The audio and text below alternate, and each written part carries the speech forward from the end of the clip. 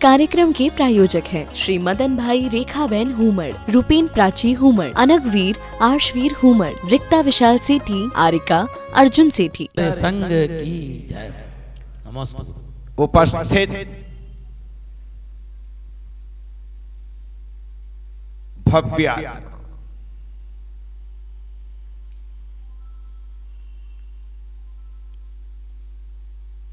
पीछे से पीछे मिलकर के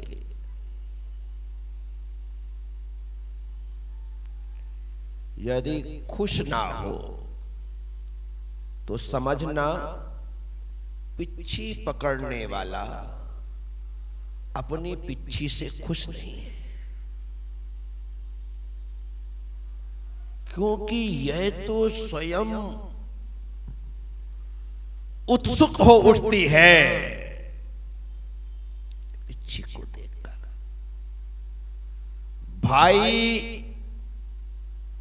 भाई से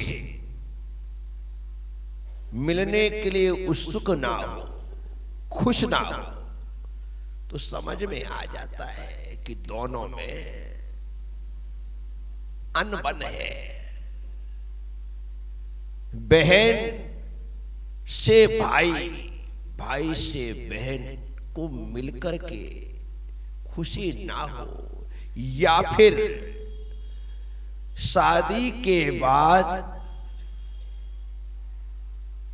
बहन पीहर जाने से कतराती हो, तो समझना भाई बहन में बनती नहीं है। इसलिए तो उसकी इच्छा पीहर जाने की नहीं होती। साधुमय जीवन साधनामय जीवन होता है, और इस साधनामय जीवन में साधनों से नहीं, साधना करने वालों से मिलने का हमेशा प्रयास करना चाहिए। उसका फायदा यह होता है कि दूसरों की साधना से हमारी साधना में निखार आता है। दूसरों की साधना से आचार्यों ने कहा है, समय समय पर अन्य संघों के साथ चातुर्मास करना चाहिए। उसका फायदा यह होता है कि दोनों चातुर्मास में जब साथ होते हैं तो एक दूसरे को देख करके अपनी जीवनचर्या में, अपनी जीवन शैली में, अपनी साधना पद्धति में उनकी अच्छी क्रियाओं को देख करके मैं सुधार कर लेता हूं, और मेरी अच्छी क्रिया देख करके वो सुधार कर लेते हैं। इसलिए तुमसे मैं कितना भी मिलूं, तुम्हारा मेरा संबंध साधना का संबंध नहीं है, तुम्हारा मेरा संबंध प्रार्थना का संबंध है। तुम तो अपनी प्रार्थना लेकर के, अपनी भावना लेकर के, अपनी बात लेकर के मेरे पास आते हो, गुरुदेव बहुत परेशान हूं, बेटी 32 साल की हो गई, शादी नहीं हो रही है, आशीर्वाद दे दो। बेटा 35 साल का हो गया, शादी नहीं हो रही, आशीर्वाद दे दो। बेटे की शादी हुए 10 साल हो गए, रिजल्ट नहीं आ रहा है, आशीर्वाद दे दो। दुकान खोले हुए लंबा समय हो गया, मजा नहीं आ रहा है, आशीर्वाद दे दो। मेरी पत्नी का स्वास्थ्य ठीक नहीं रहता है, आशीर्वाद दे दो। मेरा बच्चा है पढ़ने में कमजोर है, आशीर्वाद दे दो।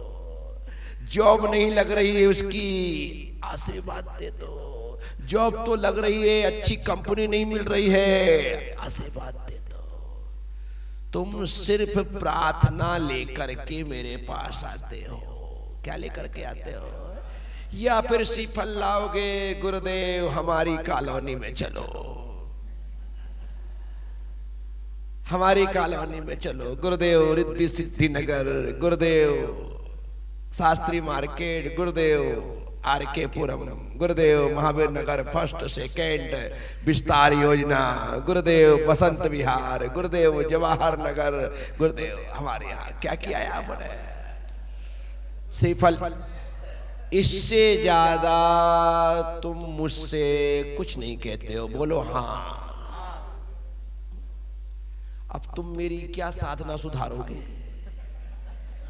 या फिर तुम क्या सुधरोगे? क्योंकि तुम्हें बाकी मेरी साधना से, स्वाध्याय से, सामायिक से, प्रतिक्रमण से कोई मतलब। आप कमरा खोल के सामायिक करो या बंद करके करो, हमें कोई लेना देना।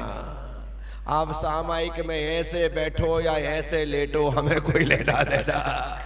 हम तो बाद में आकर के कहेंगे जयकारा।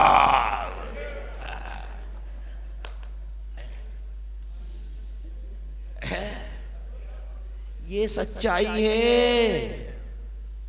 तुम बस क्या कर रहे हो, क्या कर सकते हो मुझे पता है, लेकिन साधु से साधु मिलेगा तो कुछ ना कुछ। अभी माता जी ने मंगलाचरण किया, सरस्वती नमस्तुभ्यं वरदे काम रूपिणी विद्यारंभं करिष्यामि सिद्धिर्भवतु मे, सिद्धिर्भवतु मे सदा। ये सरस्वती स्तोत्र का पद है और यही पढ़ा जाता है। माता जी ने चेंज करके बोला सरस्वती नमस्तुभ्यं वरदे मोक्षदायिनी, काम रूपिणी को मोक्षदायिनी कर दिया। अब देखना है, मैंने सुना और सुनकर के लगा कि निश्चित तौर पर जो बच्चा स्कूल में पढ़ रहा है वह वरदे काम रूपिणी बोलेगा कि उसे तो सिर्फ पास होना है, लेकिन जिसे पार होना है उसे मोक्षदायिनी बोलना पड़ेगा। पास होने वाले को काम रूपिणी, क्या मेरे काम को कर दे मां, लेकिन जिसे पास नहीं होना, पार होना है, वो कह रहा वरदे मोक्षदायिनी। अब मैंने सुना, तुमने भी सुना, तुमने सुना, तुमको क्या मतलब? काम रूपिणी बोलो या मोक्षदायिनी बोलो, माता जी आपने बहुत अच्छा बोला, हमने ताली बजा दी, काम फिनिश, बोलो ना हाँ। अब मैंने सुना, मेरे काम की बात आई कि नहीं आई? अब ऐसा होता है फायदा। क्या होता है? ऐसा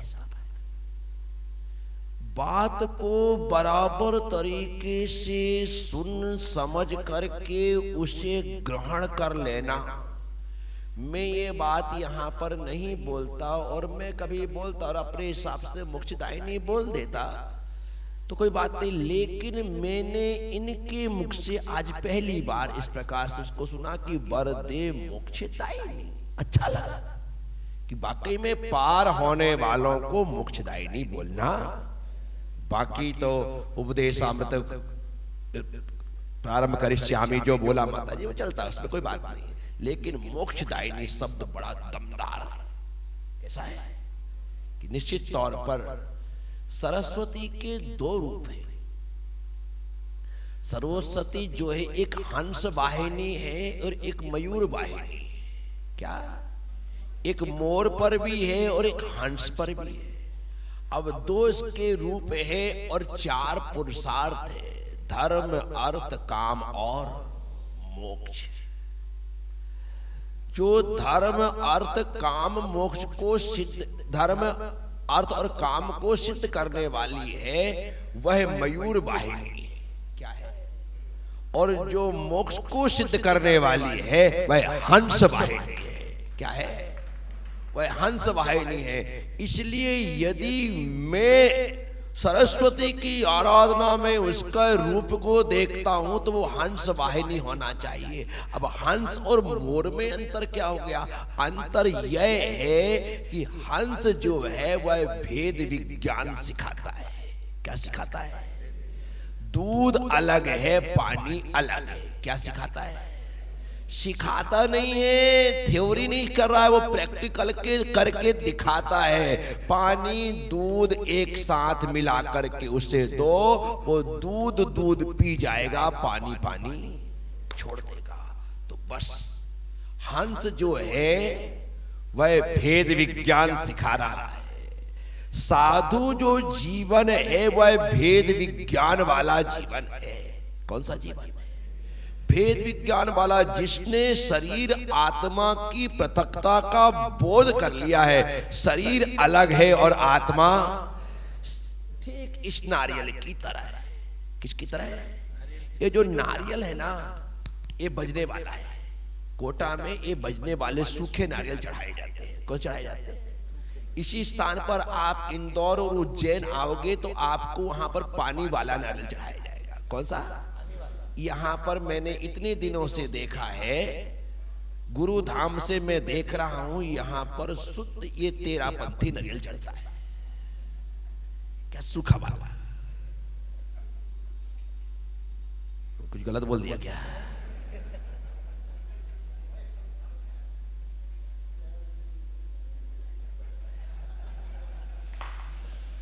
ये तो मैं बात में बात कह देता हूं। ये नारियल चढ़ता है। अब इस नारियल की और उस नारियल की विशेषता है। विशेषता है, मैं आपको विमल जी दोनों नारियल देता हूं, गीला भी और सूखा भी। और सूखा नारियल देने के पश्चात, गीला नारियल देने के पश्चात मैं आपसे कहूं कि ये पानी वाला नारियल फोड़ करके लाओ, लेकिन कंडीशन है उसका गोला नहीं फूटना चाहिए।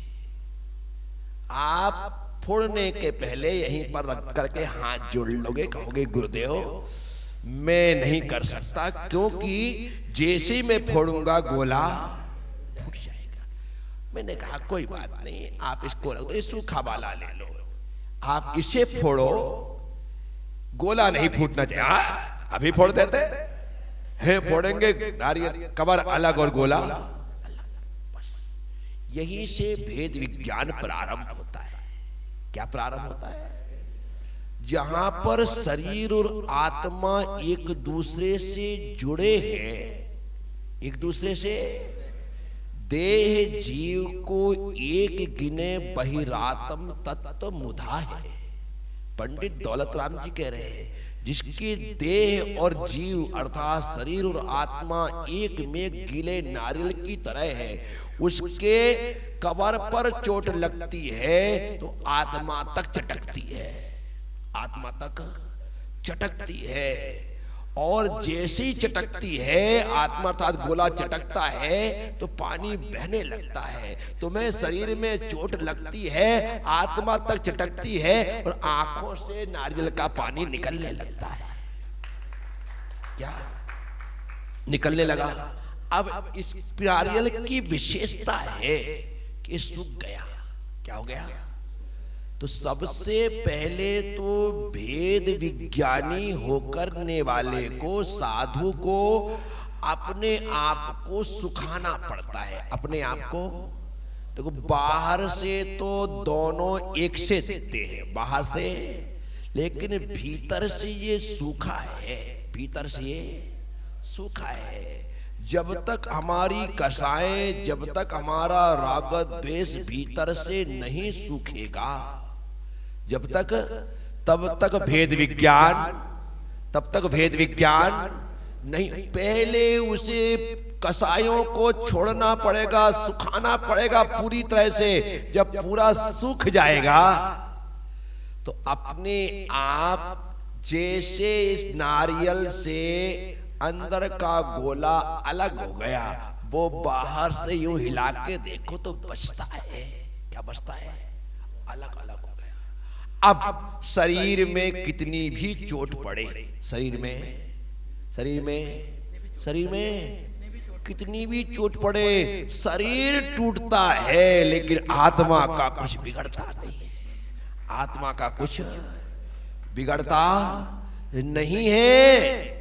अब आत्मा का बिगाड़ क्यों नहीं हो रहा है? क्योंकि उसने शरीर में रहते हुए अपने आप को शरीर से अलग कर रखा है, शरीर से अलग कर रखा है। इसलिए उपसर्ग होने के बाद अकंपनाचार आदि 700 मुनिराजों को घेर लिया गया, अग्नि के कुंड जला दिए गए, लेकिन अकंपनाचार अकंप ही रहे।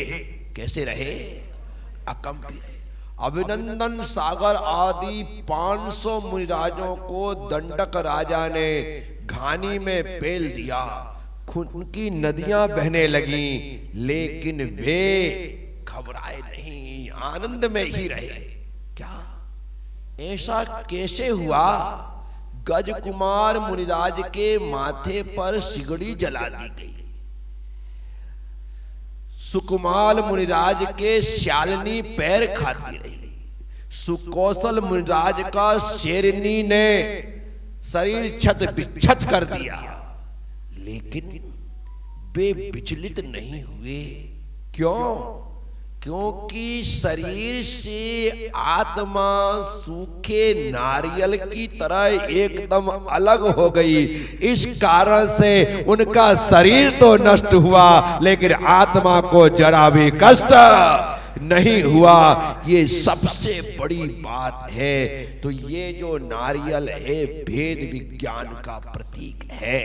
मैं आप सबसे कहता हूं, जो साधु जीवन है वो हंस गामिनी मां सरस्वती की आराधना करने वाला है।